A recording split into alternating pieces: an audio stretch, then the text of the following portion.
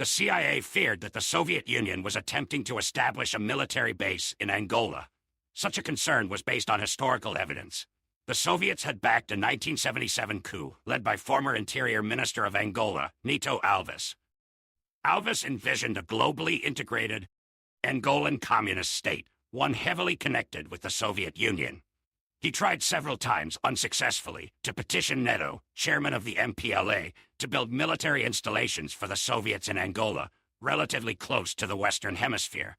Although Alves was eventually executed by Neto following the Netista, a name given to the followers of Alves' coup, American officials knew that the Angolan War served as a real threat to its interests throughout all of Africa.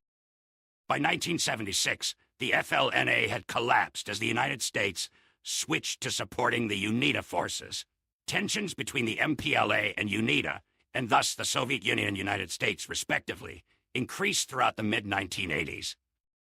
The Angolan Civil War culminated in the Battle of Cuito-Cuanavale. The MPLA was supported directly by Cuban soldiers and indirectly by Soviet advisors and weaponry, while the UNITA was backed directly by the South African Defense Force and indirectly by American money and weapons. Both sides claimed victory following the 7-month skirmish. Ultimately, due to economic limitations and growing casualties, the MPLA and UNITA leadership began peace talks.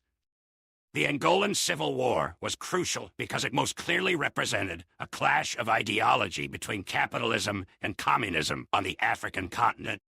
For American interests, it was most important because Soviet military installations were not established on the western coast of Africa. The Civil War also destabilized southern Africa further, causing large refugee crises, increased ethnic tensions, and grudges based on former political allegiances. These factors combined to create conflicts in neighboring nations, creating several more civil wars and culminating in the 1998 Second Congo War, also known as the African World War.